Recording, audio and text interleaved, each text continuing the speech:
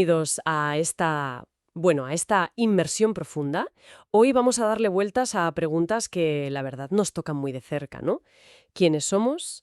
Em, ¿Qué es exactamente esto de la conciencia? ¿De dónde salimos? ¿Y a dónde vamos al final? Uf, preguntas enormes. Son las mismas que un personaje Carlos le plantea una especie de voz interior en un texto fascinante llamado El eco de los átomos. Y justo esos fragmentos son nuestra base hoy. Qué interesante. El eco de los átomos. ¿Sí? Es un diálogo que explora a fondo estas cuestiones. Y nuestra idea aquí es seguir un poco ese mismo camino que marca el texto. Vamos a meternos con el origen cósmico, luego cómo surge la vida, la conciencia, y claro, qué pasa al final, ¿no? Con nuestro cuerpo, con nuestra identidad, según esta visión particular. Vale, perfecto.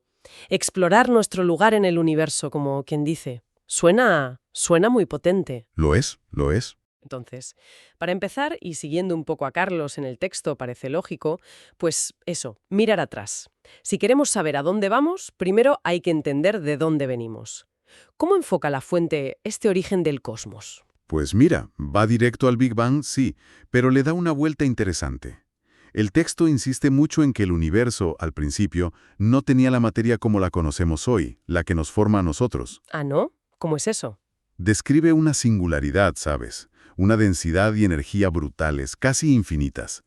Pero, y esto es clave para la voz interior, los elementos pesados que necesitamos para vivir, como el carbono, el hierro, el oxígeno, esos no se crearon ahí, en esa gran explosión inicial. Ostras, eso sí que cambia un poco la imagen típica. Siempre pensamos que el Big Bang lo creó todo de golpe. Entonces, si no fue ahí, ¿de dónde vienen? ¿Cómo llegaron a nosotros? ¿Cocinados? En el corazón de estrellas gigantes, estrellas enormes, que existieron mucho, mucho antes que nuestro Sol. Imagina presiones y temperaturas extremas.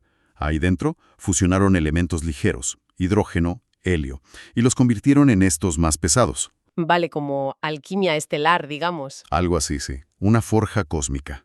Pero claro, no se quedarían atrapados para siempre dentro de esas estrellas, ¿no? Claro que no. Muchas de esas estrellas masivas, al final de su vida, pues, explotaron. Supernovas, ¿sabes? Esas explosiones tremendas fueron las que esparcieron todos esos elementos recién hechos por la galaxia. Ah, vale. Y ese material enriqueció las nubes de gas y polvo. Exacto. Y de esas nubes, con el tiempo, se formaron nuevas estrellas, nuevos planetas, incluido el nuestro, claro. Y ahí es donde encaja perfectamente esa frase que todos hemos oído 1000 veces, la de somos polvo de estrellas. Totalmente. Pero el texto, ojo, no lo dice como algo poético y ya está. Le da un peso muy real, muy físico. La voz interior se lo dice claro a Carlos. Cada átomo de tu cuerpo es polvo de estrellas. O sea, literal. Literal. Según esta visión somos un fragmento del universo que ha aprendido a mirarse a sí mismo. Llevamos dentro los restos materiales de soles que murieron hace miles de millones de años. Es una conexión física brutal con el cosmos. Es increíble pensarlo así. Te hace sentir pequeño y a la vez conectado a algo inmenso, una historia enorme. Pero claro, aquí viene el siguiente gran salto. Pasar de ese polvo de estrellas, de materia inerte, a la vida, a la complejidad biológica. Carlos también se pregunta eso, ¿no? ¿Cómo se explica ese paso de la química muerta a la vida? Sí, y es un punto donde el texto, la verdad, es muy honesto. Dice claramente que es el paso que menos entendemos. Sigue siendo un misterio enorme para la ciencia. No hay una respuesta cerrada. Ya, me imagino. Es la gran pregunta, quizás. Pero bueno, alguna pista dará, ¿no? Alguna idea sobre cómo pudo pasar. Sí, sí, claro. Plantea una hipótesis basada en la abiogénesis. La idea de que la vida surgió de materia no viva. Sugiere que quizás empezó en sitios muy concretos, como esas famosas charcas cálidas que se mencionan a veces, o en fuentes hidrotermales submarinas, lugares con la química adecuada. ¿Y qué pasó en esos lugares? Pues que algunas moléculas complejas, por pura química, adquirieron una habilidad increíble, la de hacer copias de sí mismas, autorreplicarse. ¿La replicación? Ahí empieza todo, ¿no? La herencia. Exacto. Pero aquí viene otro punto crucial que menciona el texto, la imperfección. La imperfección. Sí. Esas primeras copias no eran perfectas, había pequeños errores, variaciones, lo que hoy llamamos mutaciones. Y esos errores, esas imperfecciones, son fundamentales. ¿Por qué? Porque generan diversidad. Justo, crean variedad. Y sobre esa variedad es donde puede actuar la selección natural. El entorno empieza a elegir las versiones que funcionan mejor, las que se adaptan. Es el motor de la evolución, tal como lo plantea el texto. Entendido. Mutaciones al azar, selección por el entorno, el proceso clásico. Correcto. Y a partir de aquí, el texto introduce una forma de ver a los organismos vivos que, bueno, puede chocar un poco al principio. Nos describe como recipientes temporales.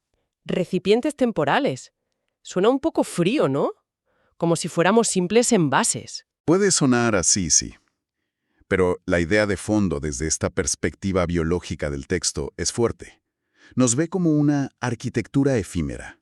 O sea, nuestra estructura física compleja y maravillosa existe por un tiempo limitado. Y su función principal es... Según este enfoque, es ser un vehículo. Portar, proteger y pasar la información genética que llevamos dentro, ese hilo que nos une a las primeras moléculas que se copiaron a sí mismas, y luego, cumplamos o no esa función, o simplemente por el tiempo, esa estructura se deshace.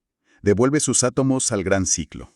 Esa devolución de átomos nos lleva de cabeza a la siguiente gran duda de Carlos, y de cualquiera, supongo, el final. Si nuestro cuerpo, esa arquitectura, se deshace y los átomos se van por ahí, ¿qué pasa con lo que somos? Con nuestro yo, la conciencia. El texto preguntaba si mis átomos podrían acabar en otro ser vivo.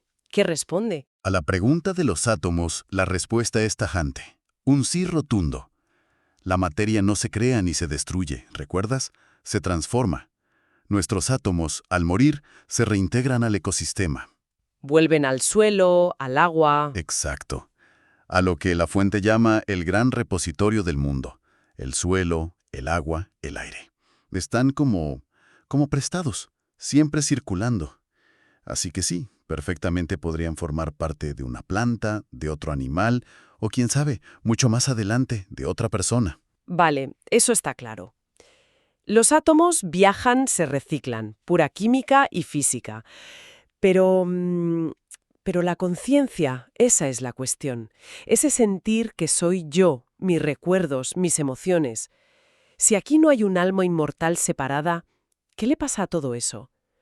¿Cabe alguna forma de reencarnación de la conciencia misma? Aquí es donde el texto se pone, bueno, muy firme, muy materialista si quieres. La voz interior le explica a Carlos que la conciencia, ese yo que siente y piensa, no se ve como algo aparte. No es una cosa que pueda existir sin su base física, el cerebro y toda su actividad. Entonces, La conclusión es que simplemente se apaga, como una bombilla cuando cortas la luz. según esta visión del texto, sí. Tal cual. La conciencia termina definitivamente cuando el cerebro deja de funcionar de forma organizada e irreversible. La energía de esos procesos se disipa, se convierte en calor, sigue las leyes de la física, la entropía aumenta. El texto es muy claro. No queda ninguna chispa consciente organizada que pueda seguir existiendo o irse a otro lado. Uf, es directo. Y choca con nuestra sensación interna de continuidad, ¿verdad? Creo recordar que el texto usaba una analogía para explicar esto, ¿no? Una que me pareció muy potente. Sí, sí. Es la analogía clave para entender esto. Y es muy buena. Compara la conciencia con una sinfonía sonando. Una sinfonía. Vale. A ver, cuéntame cómo funciona esa comparación. Imagina una orquesta. Los átomos, las neuronas de nuestro cerebro, son como los instrumentos. Los violines, los vientos, la percusión. Cada uno tiene su papel, su estructura. Vale, los instrumentos son la base material, el hardware, digamos. Exacto. Y la conciencia, tus pensamientos, sensaciones, emociones, cómo percibes el mundo, el sentirte tú misma, es como la música que esa orquesta concreta está tocando en ese momento. Es la sinfonía, única y compleja, que surge de cómo interactúan todos esos instrumentos juntos y coordinados. Entiendo. La música es lo que emerge de la actividad de los instrumentos. La experiencia subjetiva. Precisamente. Y siguiendo con la metáfora, cuando el cerebro deja de funcionar para siempre, es como si la orquesta dejara de tocar, la sinfonía se acaba, la música se para. ¿Y la música? La organización específica, la dinámica, la información que era esa melodía concreta, esa conciencia individual, pues, según el texto, se pierde para siempre en esa forma concreta. desaparece. O sea que aunque los instrumentos, los átomos, sigan existiendo y se puedan reutilizar para otra cosa, incluso para otra orquesta, esa sinfonía particular, la que era mi conciencia, Ujú. esa es irrepetible. Esa configuración exacta, esa melodía única que surgió de tu cerebro único y tu historia de vida única, se desvanece. Es irreversiblemente finita, dice el texto. No hay forma de que esa misma sinfonía vuelva a sonar jamás. Los componentes básicos siguen, sí, pero la obra que emergía de ellos se va. Es una imagen muy poderosa, muy impactante. Y sí, tiene algo de triste, inevitablemente, ¿no? Si la conciencia se disuelve así tan radicalmente, ¿qué nos queda? ¿Hay alguna forma de trascender, de perdurar, según esta visión? Carlos también preguntaba por eso, ¿verdad? Así es. La conversación entonces se mueve hacia otras formas de dejar huella, más allá de que nuestra conciencia siga. Se centra mucho en la idea del legado. Si la sinfonía personal se apaga, lo que puede quedar es su eco. Su eco. ¿Qué quiere decir con eso? ¿Cómo dejamos un eco? El texto sugiere que podemos intentar maximizar el eco de tu existencia. ¿Cómo? Pues a través de lo que hacemos, lo que creamos, las ideas que compartimos, el impacto que tenemos en otras personas, en la cultura. Ah, vale. Dejar una marca en el mundo. Exacto. Una influencia que siga resonando en la memoria colectiva, en el conocimiento, en cómo viven otros. Es una forma de trascender a través de lo que aportamos, aunque nuestro yo consciente ya no esté ahí para verlo. Una permanencia a través del impacto. Sí, tiene sentido como forma de legado. Correcto. Y ligado a esto, Carlos llega a una conclusión, o más bien una sensación, que es muy interesante. Reflexiona que morir, visto así, no es tanto desaparecer sin más, sino reintegrarse. Reintegrarse. ¿Qué significa esa palabra aquí exactamente? Pues significa volver a formar parte del gran sistema del que salimos, el universo. Como decíamos, los átomos no se destruyen, se dispersan, vuelven al ciclo natural, al gran repositorio. El texto lo dice de forma muy poética. Continúan mezclados, danzando juntos en el tejido del cosmos. Es volver al origen material, cerrar el ciclo individual y fundirse de nuevo con el todo. Esta idea del universo como un sistema enorme, interconectado, donde todo se recicla, lleva casi de forma natural a la última gran pregunta que le hace Carlos a la voz interior. ¿Y Dios? ¿Dónde encaja Dios en todo este esquema tan científico, casi materialista? Es, en cierto modo, el punto culminante de la reflexión filosófica en estos fragmentos. La voz interior argumenta que la ciencia, como la entendemos, pues no nos muestra un Dios personal, ¿sabes? Como una figura humana que esté fuera del universo moviendo los hilos, como un titiritero externo. Entonces, ¿descarta la idea de Dios? No exactamente descartarla, pero sí la reinterpreta de una forma radical. Lo que la ciencia nos muestra, según esta visión del texto, es un universo increíblemente complejo, que parece bastarse a sí mismo, que funciona según leyes que le son propias, internas. Y aquí viene la frase clave, que le da la voz interior. Dios no está fuera del sistema, Dios es el sistema en su totalidad. Ostras, eso sí que es un giro. Dios no como creador externo, sino como el universo mismo, con sus leyes y todo. Justo eso. Propone identificar a Dios con la estructura misma del cosmos, con su dinámica. Las leyes físicas, la gravedad, la termodinámica, la evolución, la simple existencia de la materia y la energía. Dios sería la realidad natural entera, sus fuerzas internas, su funcionamiento. Una visión que, bueno, recuerda un poco al panteísmo o ideas parecidas. Y claro, eso conecta perfectamente con lo de reintegrarse. Si Dios es el sistema total, entonces morir es volver a ese sistema, fundirse con esa totalidad, con esa divinidad que está en todo. Exactamente. La trascendencia final que propone el texto es esa. La conciencia individual se disuelve, sí, pero la materia se reintegra sin miedo en lo que llama el rostro sin rostro de Dios, que es la naturaleza misma, el universo en toda su inmensidad.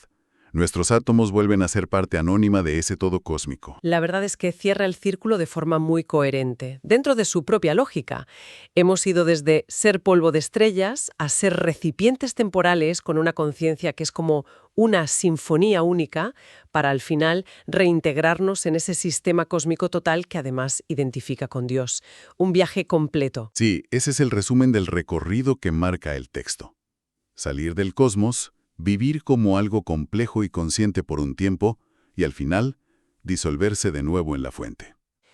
Y volviendo a la analogía de la sinfonía, que es tan potente, si la conciencia es esa música única que suena una sola vez, la voz interior no deja a Carlos solo con esa idea, ¿verdad? Le lanza una pregunta al final, casi un reto. Totalmente. Es una pregunta que te deja pensando, ¿eh? Le dice algo así como, vale, tu conciencia es esta música irrepetible, así que, ¿cómo quieres componer y compartir esa música mientras tus instrumentos todavía suenan? ¡Qué bueno! Es una llamada clarísima a la acción, ¿no? A valorar el ahora. Claro, es el único momento que tenemos para vivir nuestra experiencia, para componer nuestra vida, para dejar ese eco del que hablábamos. Aprovecha mientras puedas, básicamente. Un mensaje potente de vivir con autenticidad, sabiendo que es una oportunidad única y finita, pero hay una pequeña nota al final, ¿no? Una reflexión de Carlos que añade como otra dimensión, algo sobre la esperanza. Sí, es una frase que casi se le escapa, pero es muy significativa. Piensa algo como, para mantener mi esperanza debo creer lo que hoy no puedo. Mete una tensión ahí muy interesante, ¿no crees? Reconoce que quizás esta visión tan racional, tan científica, no llena del todo.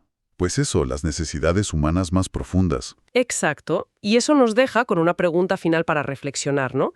¿Cómo hacemos para que convivan, por un lado, esta visión científica de la existencia, tan inmensa, tan indiferente en cierto modo, y por otro, esa necesidad tan humana de tener esperanza, fe, de sentir que hay algo más allá de lo que entendemos ahora mismo? ¿Son incompatibles? Es la pregunta perfecta para terminar, sí, señor. Podría ser que la propia inmensidad y el misterio de ese sistema total del que habla el texto, ese universo que apenas empezamos a entender, dé espacio para las dos cosas, para aceptar que somos parte de la naturaleza, finitos, y a la vez mantener ese asombro, ese misterio, incluso esa puerta abierta a la esperanza ante todo lo que no sabemos. Quizás esa tensión no sea un problema a resolver, sino simplemente parte de lo que significa ser humano mirando al cosmos. Quizás la clave esté justo ahí, en saber vivir con esa tensión entre lo que sabemos y lo que intuimos o esperamos. Una reflexión profunda, sin duda, la que nos deja este análisis de El eco de los átomos.